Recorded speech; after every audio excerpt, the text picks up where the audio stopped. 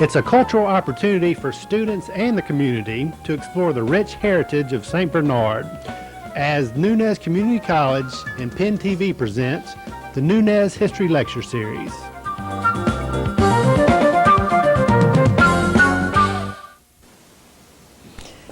Hello, my name is Dorothy Benge, and this is Burton Esteves, and we're members of Los Islenos Heritage and Cultural Society, and we're here today to talk to you about Spain's contributions to the New World and to Louisiana in particular, as part of the Nunez Community College History Lecture Series. Bert and I have found that in traveling from place to place, we're always eager to spread the Isleno word and the Spanish word, and we hope you learn something new that you never knew before, and if you do, we ask that you will please go home, tell your family and friends, and you see this is how the word spreads. Now, in going from place to place, as I said, and speaking to different groups, we have found a lack of knowledge and sometimes even a lack of appreciation for the contributions of the Spanish to the New World. In fact, there are many reasons for this, not the least of which is the fact that when Spain conquered a new territory or acquired a new territory, the people that were there were allowed to speak their native language and, in essence, maintain their cultural identity. There were two things that were required. First, the natives had to convert to Catholicism if they were not already Catholic, and second, they must swear allegiance to the King of Spain. Now, another reason for this is the fact that when the explorers and the soldiers came to the New World, they brought no women with them. And New Orleans probably illustrates this best of all. You see, when Alejandro O'Reilly came with some 2,000 some odd soldiers, he brought no women. So, when those soldiers settled down in Louisiana, what did they do? They married French ladies who spoke French, had French traditions and customs, and you know what they say about the hand that rocks the cradle. A mother's influence is very, very powerful. Also, the Spanish required that all records be kept not only in Spanish, but in French as well. So you see, it's very understandable how Spanish influence could take a back seat to the culture that was predominant in the area.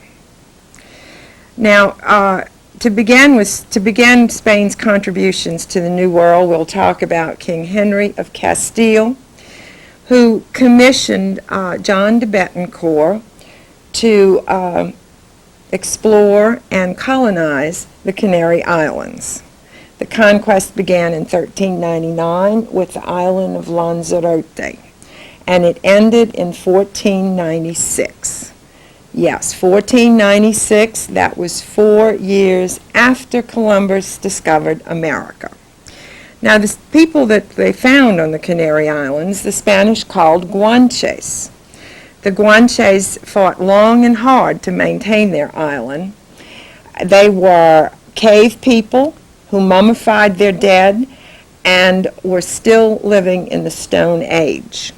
Now, the Canaries became the first colonial territory of the Spanish Empire. And because of their location, they became known as the Great Gateway to the Americas. The Canarian chain consists of 13 islands, 7 of which are inhabited. They are La Gomera, El Fuerteventura, Lanzarote, El Hierro, Gran Canaria, Tenerife, and I missed one, La Palma.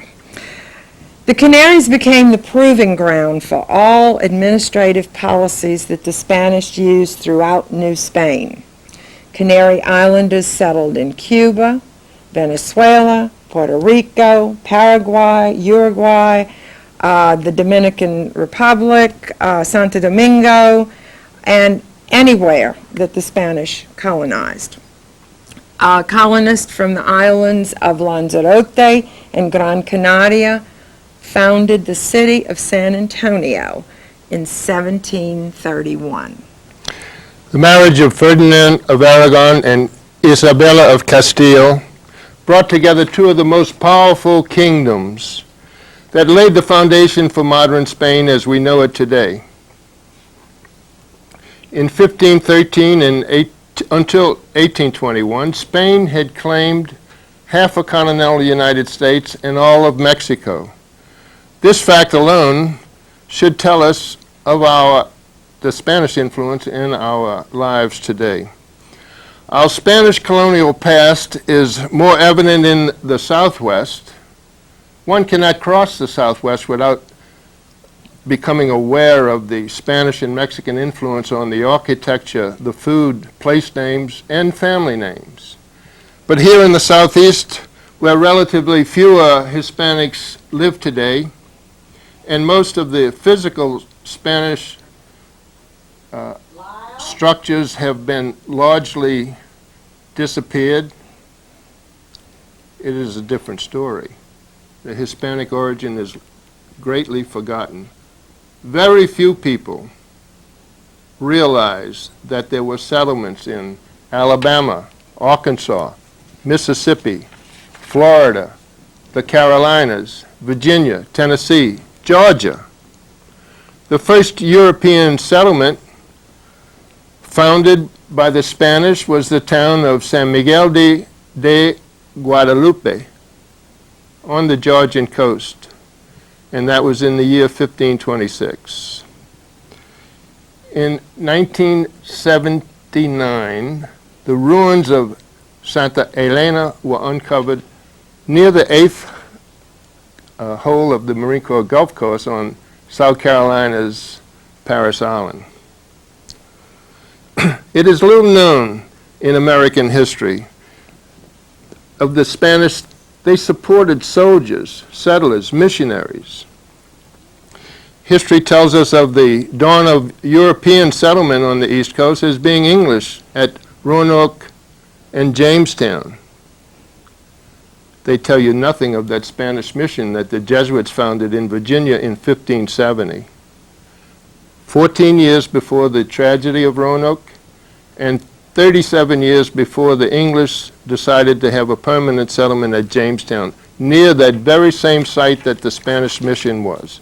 Our history books today give the Spanish explorers credit for much of the meandering around the United States.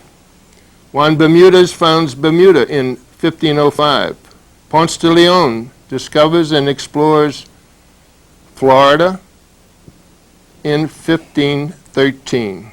St. Augustine, Florida, was founded in 1566 by Pedro Menendez.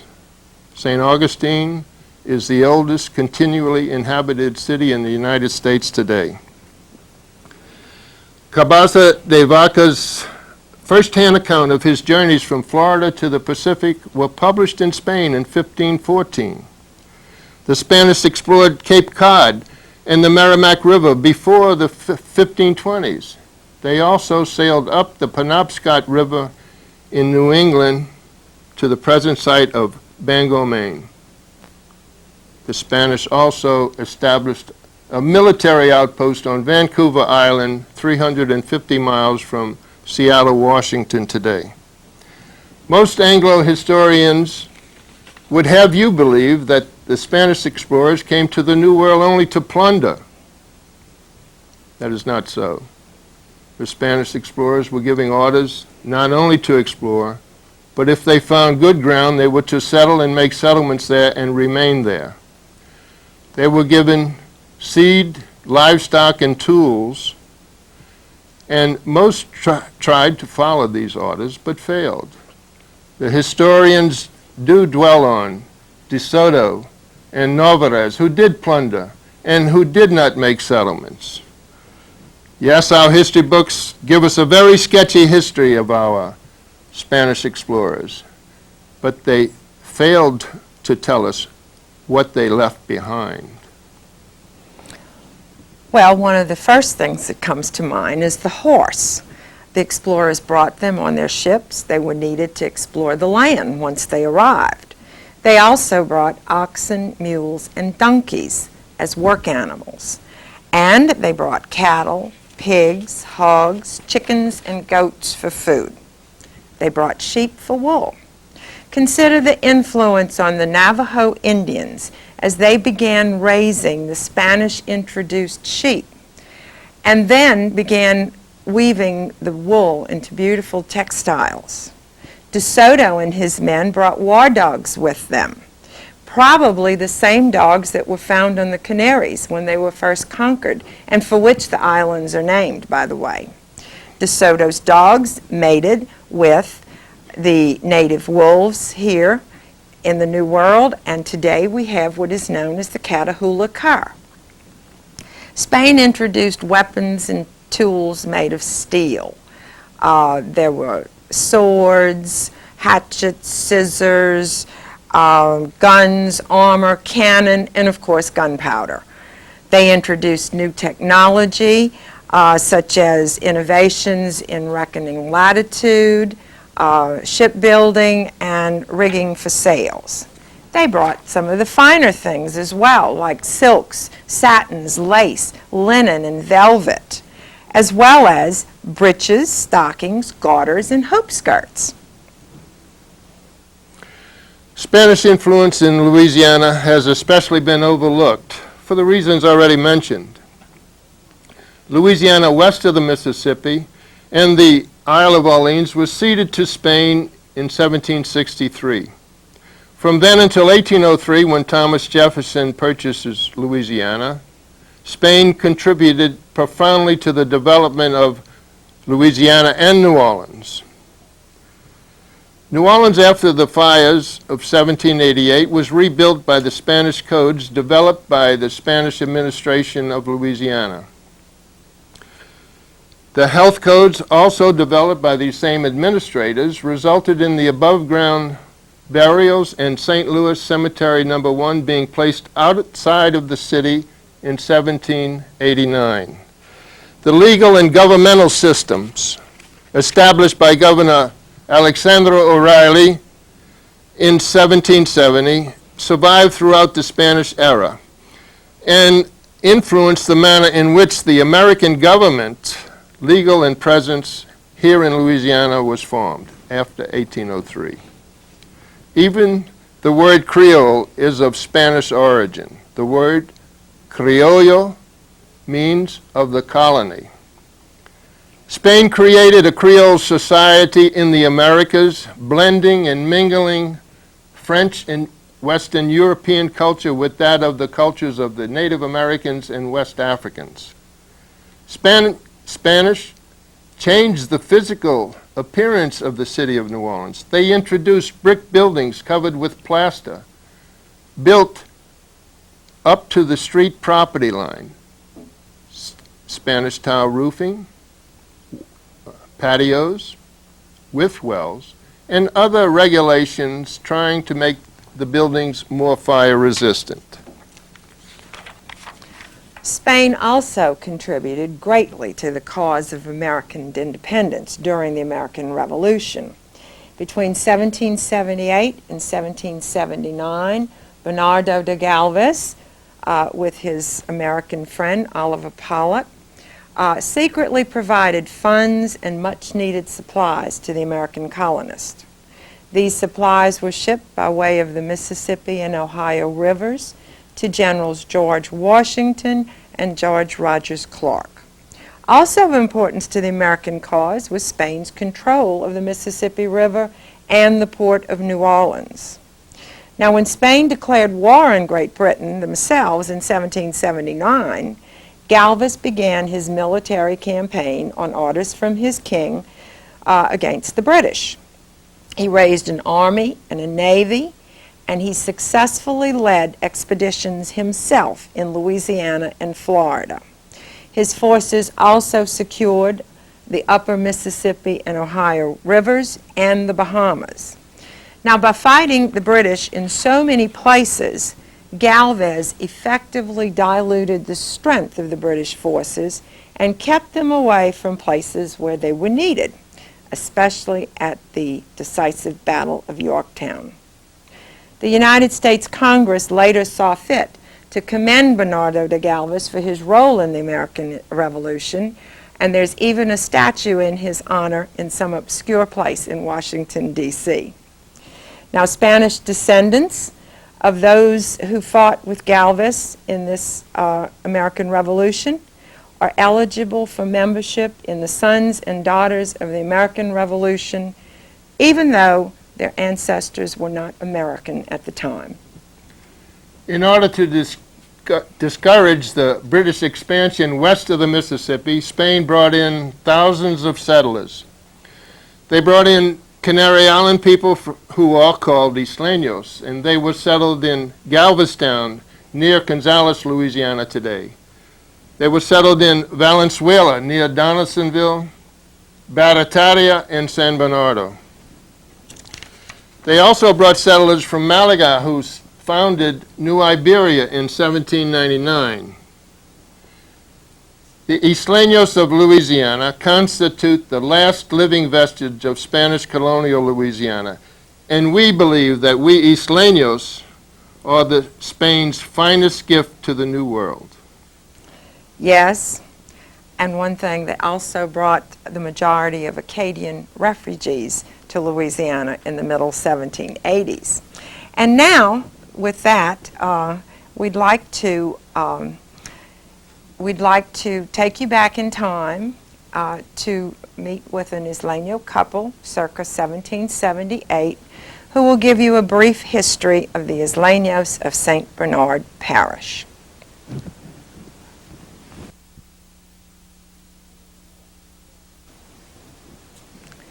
Buenos días, señoras y señores. Yo soy la fantasma de María Esteves y Rodríguez y tengo mucho gusto en conocerlos. Y también tengo mucho gusto porque tengo la oportunidad para hablar con ustedes sobre eso que es muy cerca de mi corazón, los isleños de San Bernardo. Ay, perdóname, por favor, me olvidé, tengo que hablar con ustedes en inglés. Please forgive me, I forgot. But you see, I have been dead over 200 years and we're American now, so I must speak to you in English. I said, I am the ghost of Maria Esteves and Rodriguez, and I am so happy to be here today and so grateful for the opportunity to speak to you about that which is so close to my heart, the Islenos of St. Bernard Parish. Now that word parish, that would be county if you're visiting here from other parts. Now, how many of you have heard of the Islenos?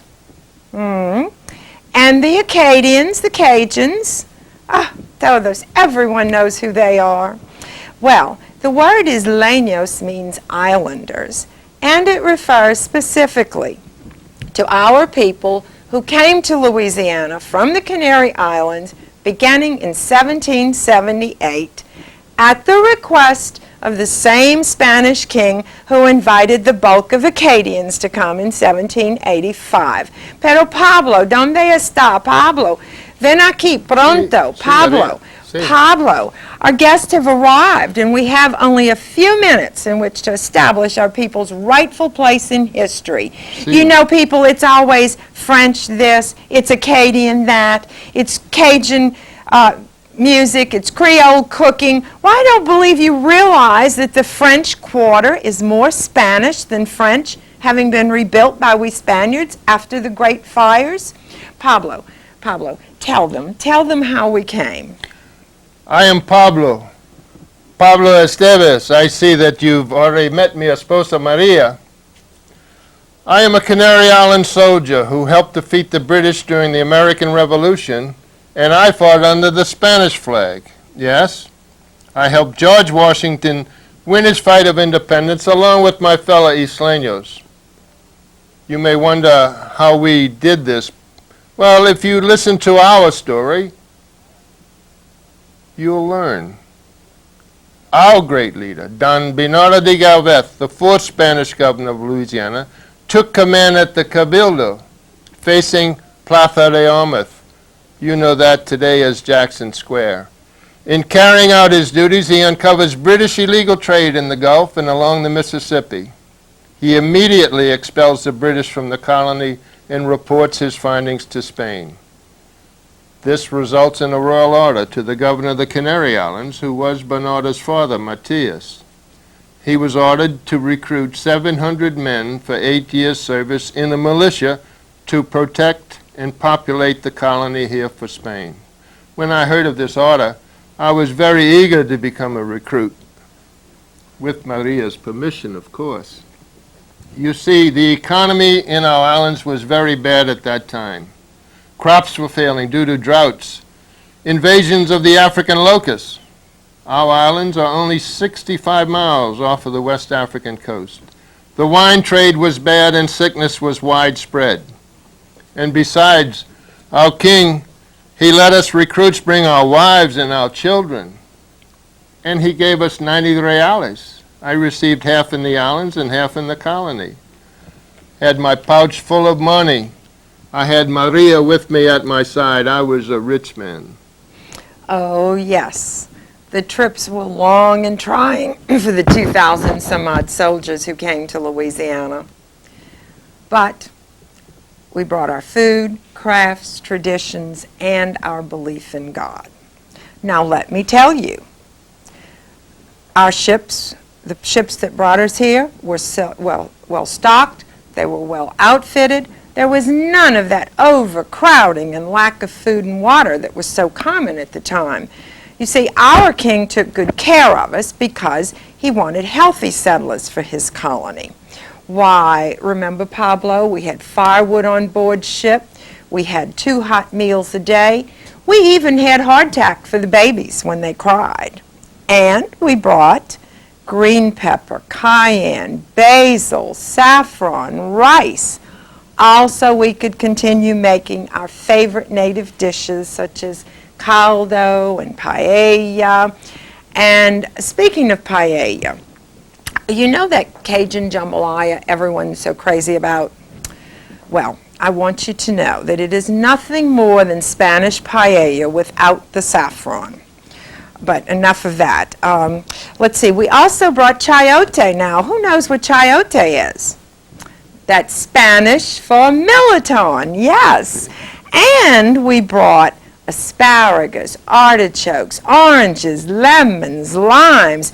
We in St. Bernard and Plaquemine have the best citrus fruit in the world, except maybe the Canaries.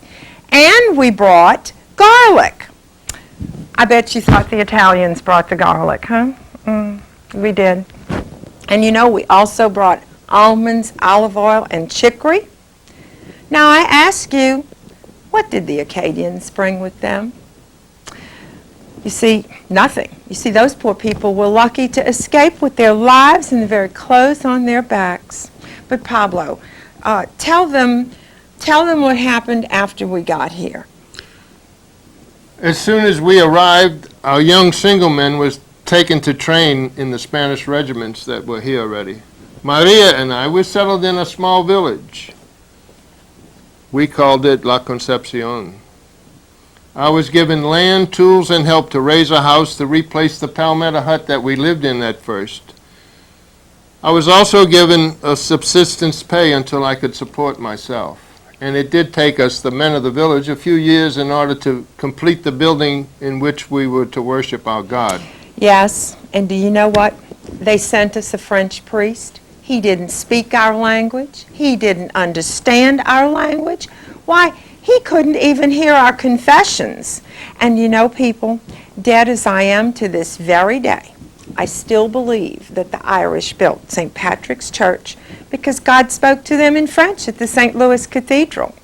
Oh, but Pablo, lest these people think I have a problem with the French or the Acadians, this is absolutely not so. You see, my brave Pablo here fought side by side with them at the Battle of New Orleans. And both of our histories are beautiful, romantic, and sad. In fact, there are more parallels than differences between us. The greatest difference being they have been so well known while we have been relatively unknown. Until recently. You see, all that's changing now.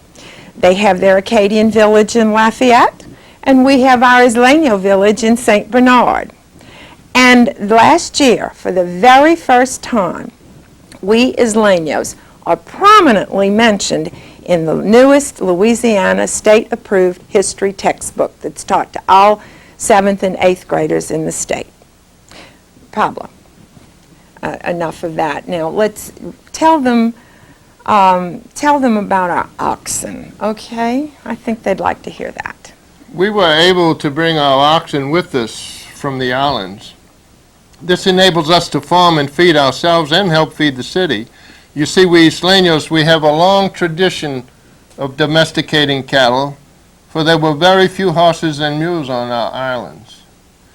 And once we arrived here, they sent huge herds of cattle from as far away as Texas for us to domesticate. And you could often see us traveling to and from the French market in the city in our sturdy two-wheel carts that our huge and ponderous oxen pulled.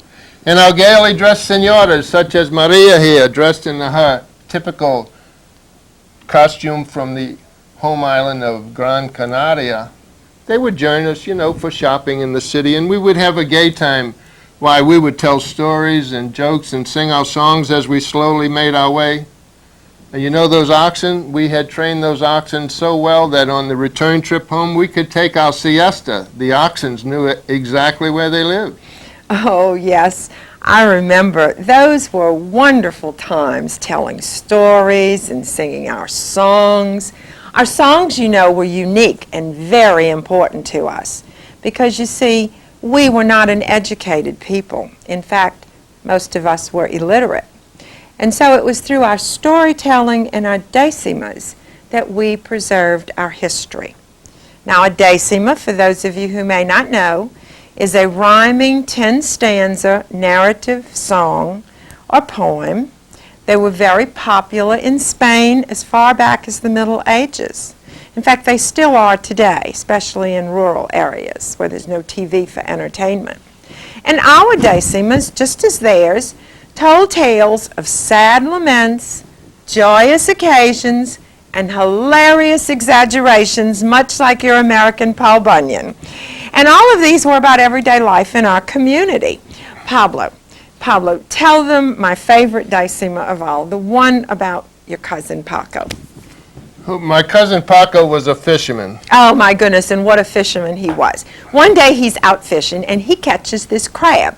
And it is absolutely the biggest crab he has ever seen in his entire life. In fact, the crab is so big that he can't get it in the boat. So tell him what he does. Well, my cousin, he jumps overboard. Oh, and he starts wrestling this crab. Wrestling it, can you imagine? He's struggling, he's wrestling. He almost drowns until finally, exhausted, he gets it on the shore. And then tell him what happened.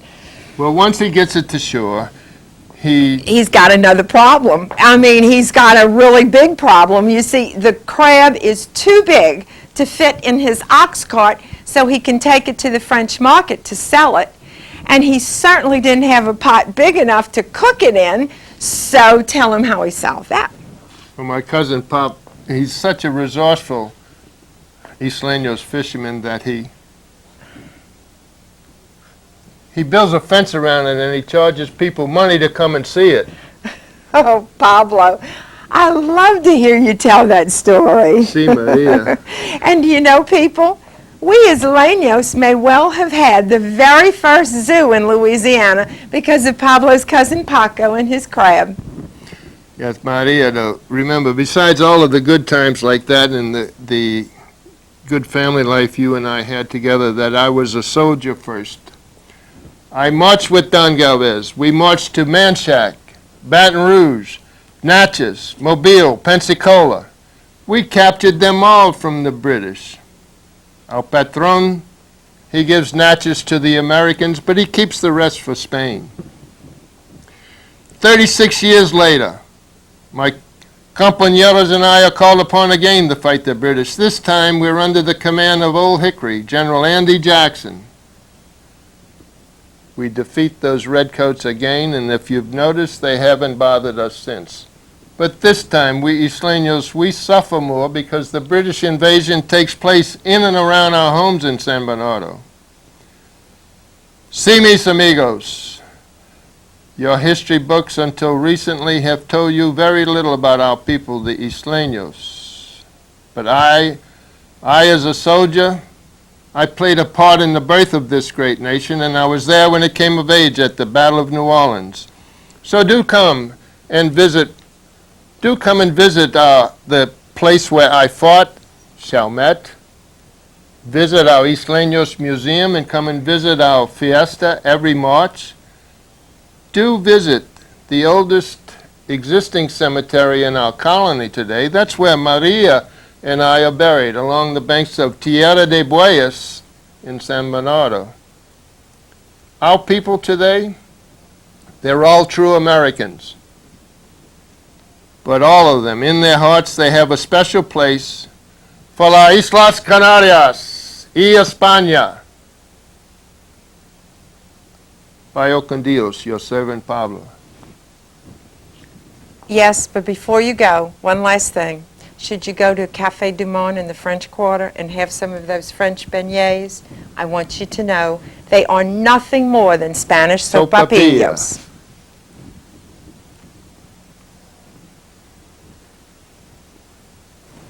And now we'd like you to visit a second-generation Isleno couple, our daughter Elena and her husband Juan. Bienvenidos, señoras y señores. My name is Elena, and my husband Juan and I welcome you to our heavenly home. My parents, Maria and Pablo, are off haunting elsewhere now, and they suggested that we wear traditional fiesta dress from the island of La Gomera, and that we tell you more about our people, the Islenos. We were soldier farmers first, and we later became fishermen, hunters, and trappers. We spoke an archaic Spanish dialect, and we were so isolated that no one passed through our villages to get to anywhere else. In fact, we were so isolated that there was a sign at the end of the road that said, El fin del mundo, which means the end of the world in English. That sign may still be there today. Now today, throughout the United States, Isleno descendants live. However, many still live right here in St. Bernard, and they have managed to preserve their unique cultural identity. You see, they've established an Isleno museum, an Isleno village, and they host an annual Isleno fiesta. Now, over 2 centuries ago, when the Isleno ships arrived in Louisiana, some of the people on board were traditional healers. Before leaving the islands, they had been given special healing prayers and rituals by their parents. Now, this was truly a very generous gift because, you see, once the prayers are passed on, they can no longer be used. And once the gift is received, the healer must treat anyone who asks and cannot accept anything in return. Now, after we Islenos settled in St. Bernard, we continued to hand down the prayers from mother to daughter and from father to son. My mother, Maria, was una curadora, an Isleno healer. She passed the gift to me shortly before she died. Oh, it was a special day in my life. It was one of great happiness, but there was some sadness as well. I was happy because she honored and trusted me with the gift, and I was sad because I knew that she would not be with me much longer. Juan, siéntese, siéntese aquí. Oh, siéntese aquí, mi amor. Perdóname, por favor, my Juan needs me. Oh, Dios mío, you're burning up. Oh, where is my holy water? En el nombre del Padre, el Hijo, y el Espíritu Santo. Dios mío, estoy sacando el sol con su permiso. En el nombre del Padre, el Hijo, el Espíritu Santo. Ah, sol, deje mi esposa ahora. Sol, deje ahora. En el nombre del Padre, el Hijo, el Espíritu Santo. Are you feeling better, dear? Or is it working? Is it working? Are you feeling better now? Mire, look. see, the water boils and the fever leaves. Thank you, Elena. I'm better already. You haven't lost your touch. Juan, what are you doing? You know I can't refuse healing to anyone who asks, but what could you possibly be in need of healing from, much less a sunstroke when you've been dead over 200 years? Oh, Elena, your mother told me that we should come here and tell the people more about the Islenos. And you know that it is a lot easier to do what she says than it is to try to change her mind. And I thought that we would come and tell the people about our home remedies and the lost secrets of the Islenos. Juan, I was just trying to be a dutiful son-in-law. she'll be so proud of you. You always were her favorite. I remember the day that she gave you the gift. I was coming home from hunting, and I stopped outside of the kitchen door because I knew that something very important was taking place. I saw her give Elena the stones from the cave on Tenerife, the stones that you, Elena, you boiled for the holy water.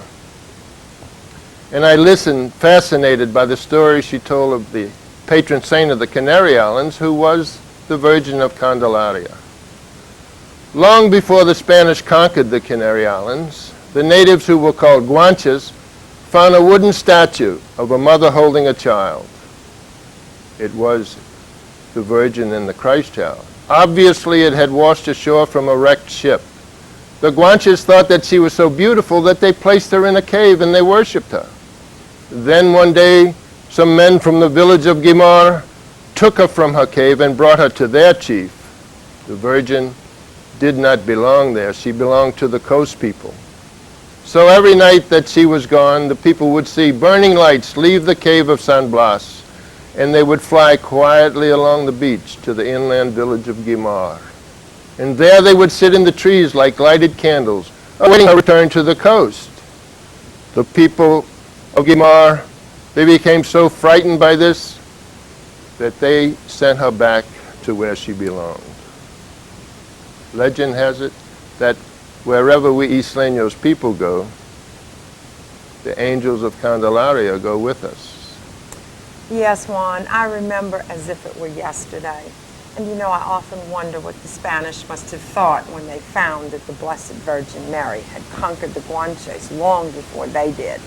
And what a surprise it must have been to them to find not only that she was there already, but that she had a grotto as well. Yes, and isn't it a shame, though, that later generations could not pass on the healing prayers to the younger people? Because the prayers are all in Spanish, and today very few Islenos speak Spanish. You see, in the 1920s, public schools enforced a policy requiring children to speak only English in school. Islenos today in their 70s and 80s do remember being punished for speaking Spanish, the only language they knew when they went to school. And as a result of this, parents refused to teach their children their native tongue. And our sacred prayers become the lost secrets of the Islenos. But Juan, all is not lost. There's still a wealth of Isleno folk medicine that's available to all, with no special powers needed, just a little common sense and a whole lot of faith. Remember, faith is a spiritual force that can work wonders. Well, take the Isleno tetanus shot, for example. A long time ago, every honky-tonk in our villages had a special bottle of whiskey with a roach in it. Yes, I said a roach in it. And this bottle was kept behind the bar on a shelf. Now, anyone who stuck a nail in his foot or cut himself badly could go immediately to the nearest bar and get a free shot from that bottle. You mean like this, Elena? Anybody here need a tetanus shot? Oh, Juan, today the doctors give the tetanus shots. But remember the time how I used to relieve your arthritis pain? Some of you might want to try this. You take 13 cloves of garlic and put them in a small jar filled with vodka. You wait 13 days, and then you eat 1 clove each day. Yes, I remember, all right. And by the third day, my pain was gone. Oh, yes, but I made you eat the whole thing, just to be sure. But I must admit that I prefer drinking the water with apple cider vinegar and honey to eating all of those 13 vodka-soaked garlic cloves. And it was a lot sweeter. Garlic, you know, we use garlic in all of our home remedies. I remember using raw garlic to rub on my arms and my neck when I went fishing to keep the mosquitoes away. I remember that too. You see, it kept me away also. But you have to admit that the garlic worked a lot better than that stuff that they're selling in the drugstores today, they call off. And garlic was a lot cheaper. Oh, Juan. Well, if you're like Juan and you prefer the sweeter things in life, I will leave you with one of my favorite Isleño home remedies. Do any of you ever get hiccups? Well, the next time you do, I want you to take just 1 heaping teaspoon of sugar and swallow it. Your hiccups will be gone almost immediately, I guarantee it. Now, if you'd like to learn more about our people, the Isleños, and their lost secrets, you can visit our museum, where we have a research library and a gift shop where you can purchase our books. Do come and see for yourselves. Gracias, buena salud y buena fortuna. Yes, and if you want to have a really good time, come to our festival this coming March. Hasta la vista, si Dios permite.